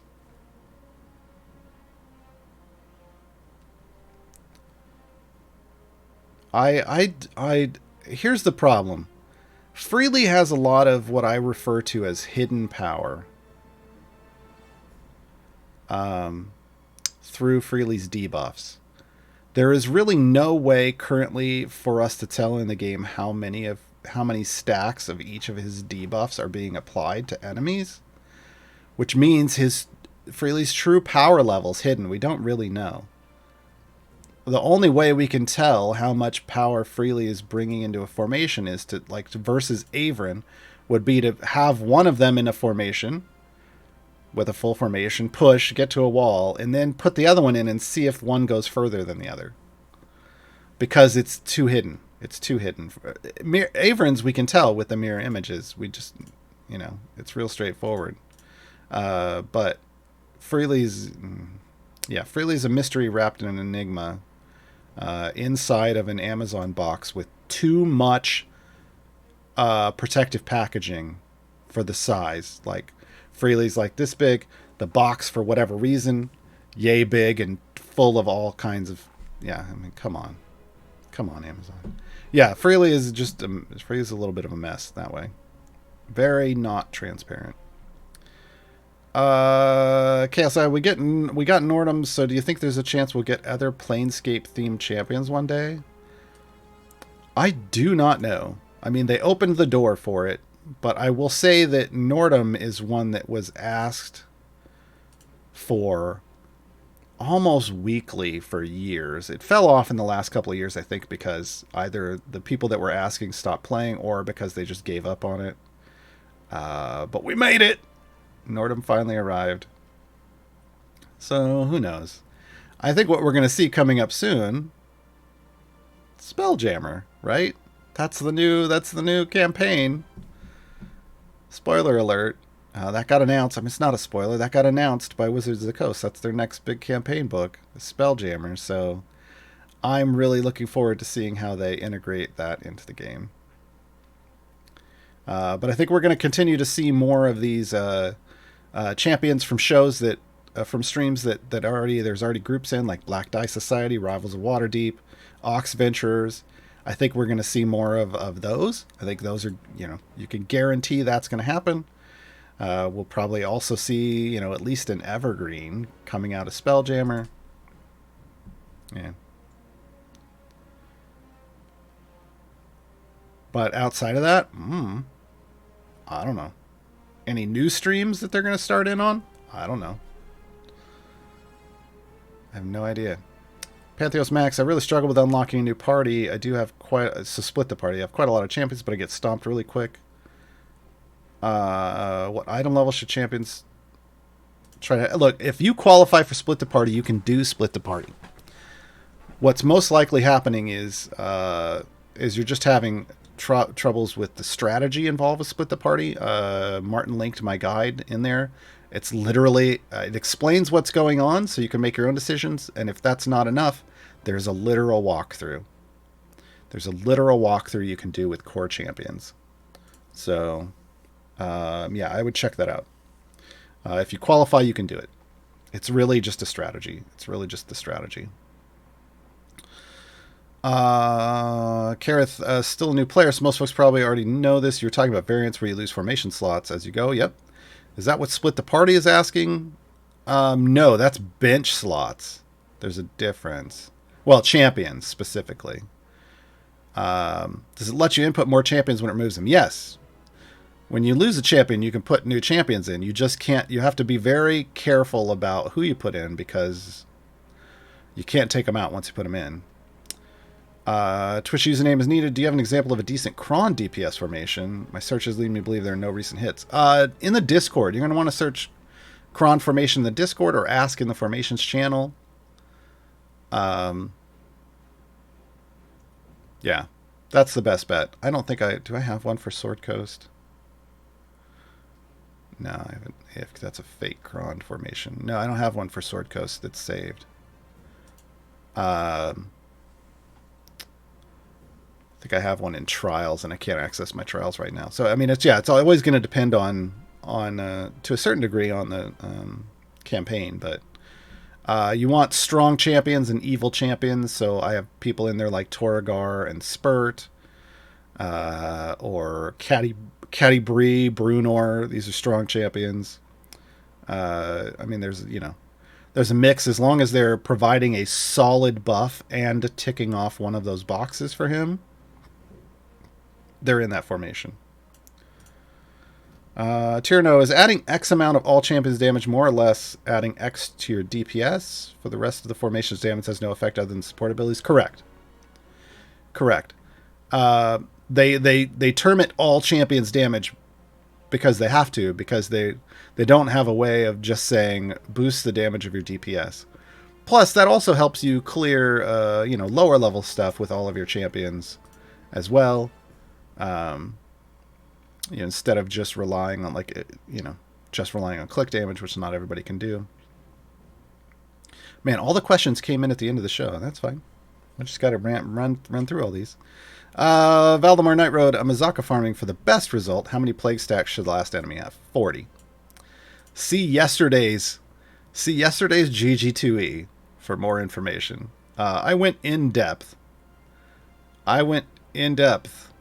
on like fully doing the math for why 40 stacks is better, and you can see it there. But yeah, 40 ideally.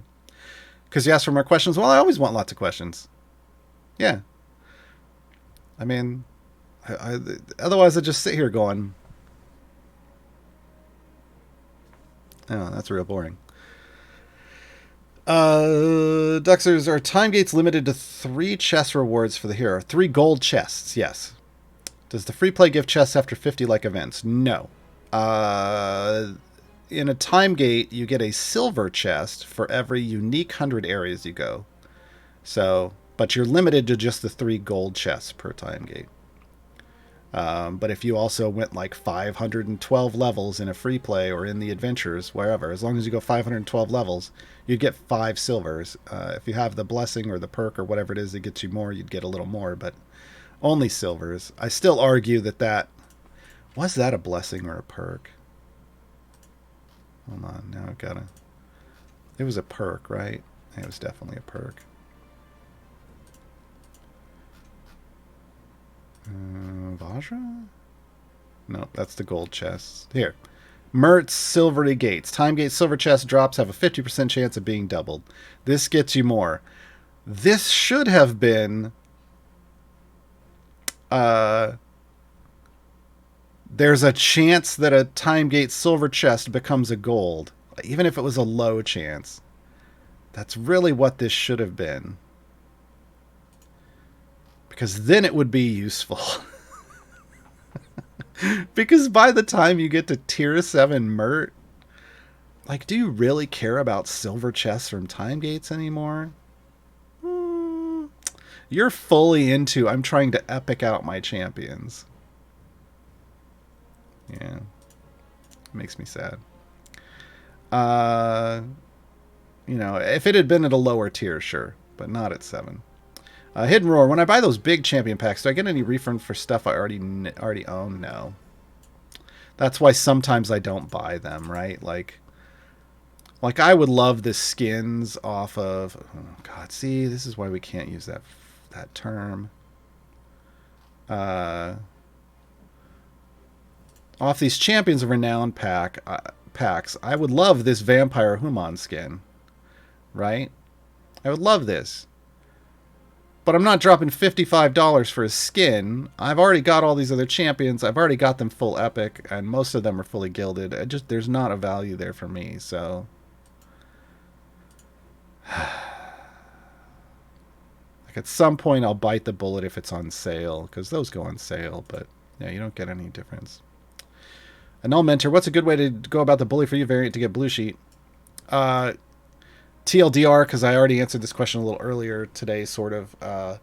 You want to decide who your final 9 champions are going to be, and pick a slot and start burning champions down in that slot by putting one in, getting them hopped out, putting one in, getting them hopped out, putting one in, getting them hopped out.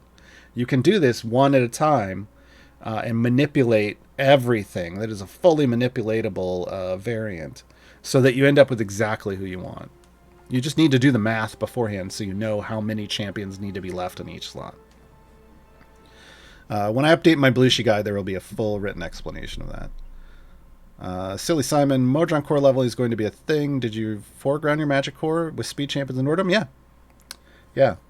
Background party is not. Background party is like, well, That's not. You put them in the background party if it's not a priority to level up, because background party is just the slowest form of leveling. Mark Beetlejuice. Finished Elturel's Last Stand. Can you review Trials of Mount Tiamat, how it works, and recommendations? Sure. Trials, I can't hop in and show you specifically, but you create a campaign or you join a campaign. When you're brand new, you'll create there's 10 tiers of difficulty. You'll start off on normal. There's no cost to start normal. There's only rewards. But as you are able to go further in, there's a cost to start it. That's part of the rewards you get from the chests from completing them. And the further down you go, the more rewards you get. But even right off the bat, you're going to start earning scales of Tiamat by completing normal. And then you take those scales to the forge, and you're able to... Oh, I've got to do this. I totally forgot. You're able to create legendary items with 1,000 per 1,000 scales. But you only do this like once a week. Because when you do it, the cost goes up, and then you want to wait for the cost to drop under 1111, and then do it again. Oh man, I totally just blanked and forgot to. This happens more than I would like to admit, and forgot to do a legendary. You know what? I'm gonna do one of these. Let's try. You know what? I'm going to go with the Defenders of the Cruel because they're cool looking. Boom, like this. It becomes legendary. It gets a random effect from this list. I got the Minotaur champions. So I got a garbage effect unless I'm going DPS Torgar. That's kind of garbage effect. But you can also upgrade the effect every time you upgrade the effect. Like it started out at 300%. Every time you upgrade it, it doubles. And scales are also used. Scales and favor are used to double that. So that's the kind of TLDR. Clay Skies, do you play Magic like Mars? Nope. I used to a long time ago, but now I don't. I did buy the box set from the Forgotten Realms, Adventures in the Forgotten Realms last time. Regretted. I got a bunch of them, and I was like, oh, I'm totally going to make a full set. And then I just kind of regretted doing that because all they do is sit here. I don't need things that sit around. I need things I can use. But yeah, I don't play Magic anymore. I used to play Magic back in the 90s when it came out.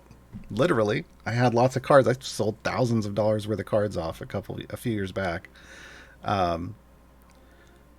Yeah, but I played for fun and not competitively, and nowadays Magic is like only competitively, it feels like. Brent Copeland, do you have a guide on the best way to go about dismantling? Not really, because it's all in the game. It's really if you're going to dismantle, you just go, you follow these instructions. You go to the character you're going to dismantle. You click the button. It tells you what you're going to get back. And and if you're going to do it, you do it. I just don't think there's a reason for it in general. Unless, like, I dismantled my Ashara, but only to move some things around and get 6 free potions of polish, because that's how it worked out for me. But that isn't necessarily how it's going to be for you, right? Kaye, is Wild Beyond the Witchlight Camp complete? No. Not yet. Not at all, because we don't even have all the blessings yet, so we're a ways from being complete there. Well, what slot 1 champion should I use my time gate on for split the party? Or Kira. And last question from Del Ramian: why there is sometimes that the members of the background parties are not in their slots anymore? I have no idea. That's a bug. Background progress and offline progress is getting probably more problematic. Partly, again, I said they're completely rewriting offline progress and background progress. So they've stopped attempting to fix bugs with that system because that would be double work and wasted work. They're just trying to rebuild it to make it completely better from the ground up, which I think is the way to go. Because I think they ran into issues that they just couldn't fix with the way it was built. So they're going to make it better for us and better for them to fix if problems occur. I don't know when that's going to happen, though. That's going to be it, folks. Southern Ambush, what's your favorite automation reset level for farming Modron XP? Oh, I don't do it that way. But, if you're going to farm XP for Modron cores, Mad Wizard with Speed Champions. But the area, if you're talking about which adventure, Mad Wizard. Area reset is a whole different thing.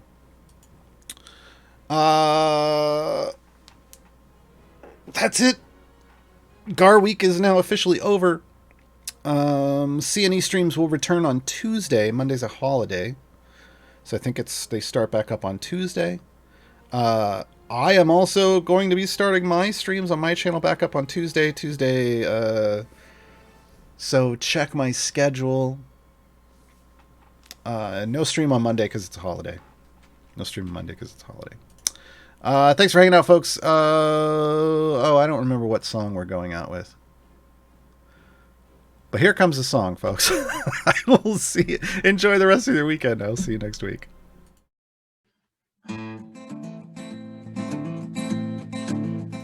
Oh, yeah. It's Zorbu. It was just a little nod because Zorbu's like a permanent stacking champion. Enjoy Zorbu, folks.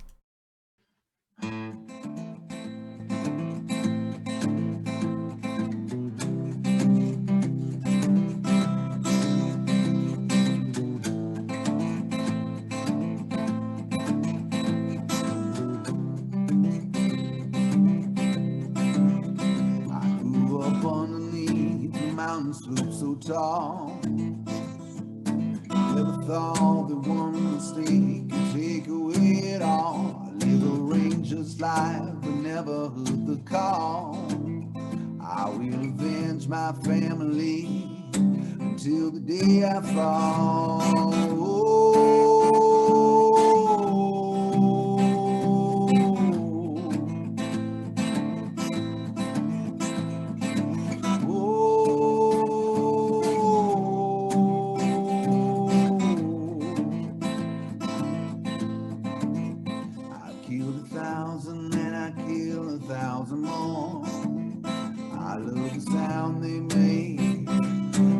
Bodies hit the floor, my temper's short, and my list of fools is long.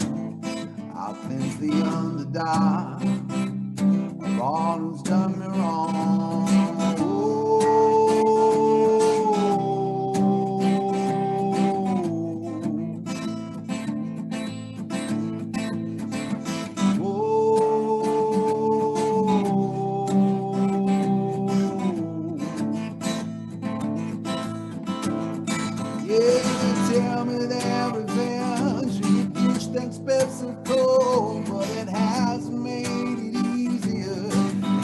You grow, a ranger's life is right for me. It's more precious than your gold, but I trade it all away to just go home.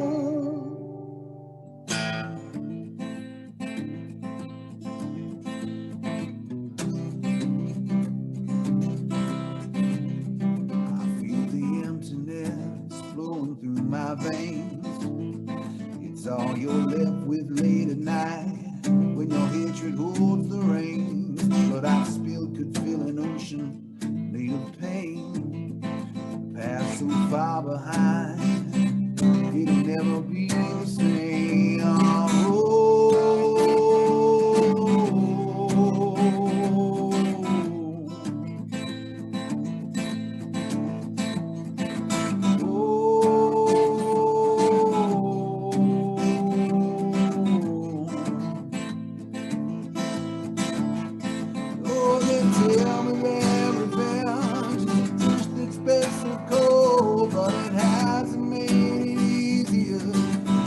You grow, a ranger's life is right for me. It's more precious than your gold, but I trade it all away to just go home.